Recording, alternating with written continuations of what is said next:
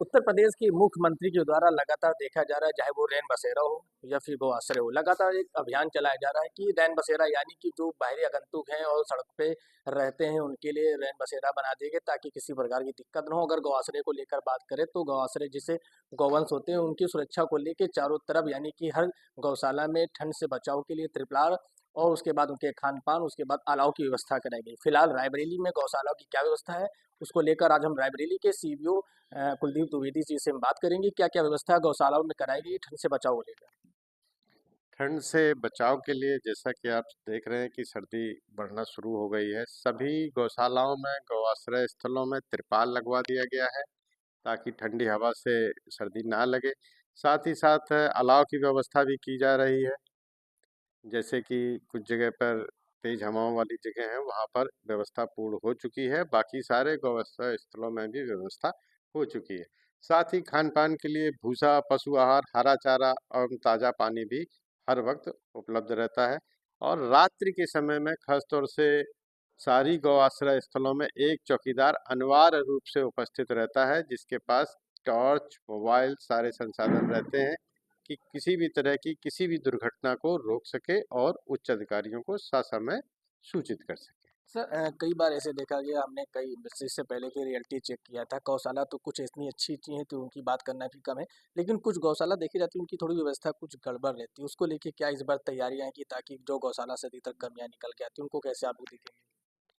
सभी गौशालाओं में जहाँ पर कुछ संसाधनों की कमी है, तो पूलिंग पूलिंग एक अकाउंट होता है जहाँ से धनराशि उनको अतिरिक्त तौर पे दिलाई जाएगी ताकि उनकी फेंसिंग, जर्जर व्यवस्था या अन्य कोई उपकरण है, वो वहाँ पर खरीदे जा सकें।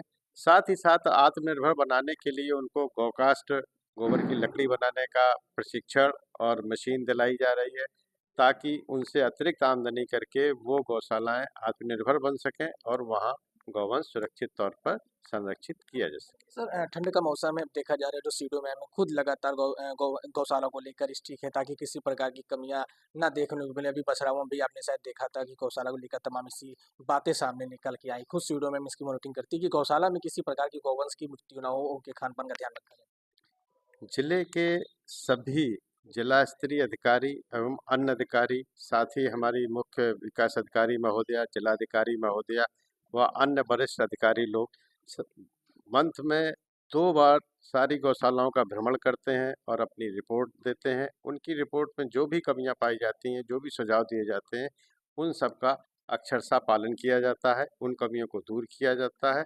इस तरह से सारी गौवंश जितना हमारे ज़िले में संरक्षित है, सभी के प्रयास से, सभी के लगातार कार्य करते रहने से उनका सही तरह से संरक्षण किया जा रहा है ताकि सर्दी में किसी भी गौवंश की ठंड या भूख से मृत्यु ना हो।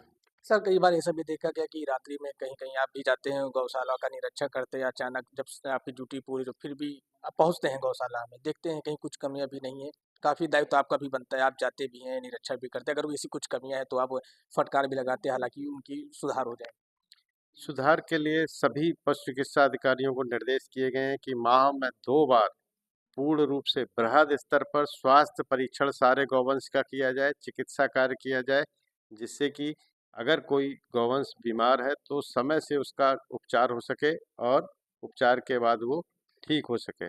तो इस बात का और ख़ास तौर से ध्यान दिया जा रहा है, सभी को निर्देशित किया गया है कि किसी भी हालत में मृत गौवंश का उचित सम्मान पूर्वक, विधि पूर्वक ही शव निस्तारण कार्य कराया जाए और इसमें किसी तरह की कोई लापरवाही ना की जाए। सर क्या ये भी बीच में देखा जा रहा है, क्या भूसा की कुछ कमियाँ आ गई हैं अचानक गौशालाओं में लेकर?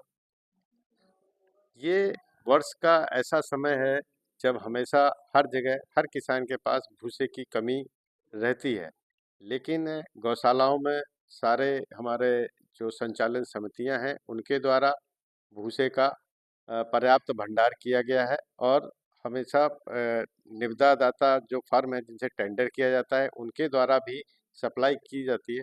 हालाँकि ऐसा हो सकता है कि क्योंकि पूरे ज़िले की सप्लाई एक ही निविदा दाता के पास है, तो कहीं समय से ना पहुँच पाए, इसके लिए सारे प्रधानों को ये कहा गया है कि वह अन्य सोर्स से भी भूसे का क्रय करते रहें। सर, किसी भी एक हालत में। आखिरी सवाल है सर कि जनपद में लगभग कितनी गौशाला हैं? क्या कुछ गौशाला इस बार बढ़ेंगी और भी क्या बढ़ने की कुछ उम्मीदें हैं? इस समय अभी तक हमारे पास 89 यानी कि 89 गौ आश्रय स्थल थे, जिसमें इस महीने हमारे 3 गौ आश्रय स्थल बढ़ गए हैं और अब हमारे पास 92 हो गए हैं।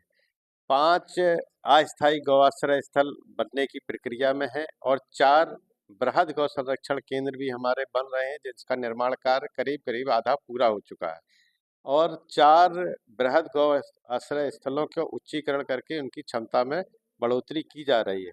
इन सारे प्रयासों से मैं आशा करता हूं कि हमारे जिले के जितने भी निराश्रित गौवंश हैं, सभी को उचित संरक्षण प्रदान किया जाए। बिल्कुल। तो हमारे साथ रायबरेली के मुख्य पशु अधिकारी डॉक्टर कुलदीप द्विवेदी जी ने साफ तौर पे बताया कि गौवंशों को लेकर किसी प्रकार की लापरवाही बिल्कुल नहीं बरती जाएगी।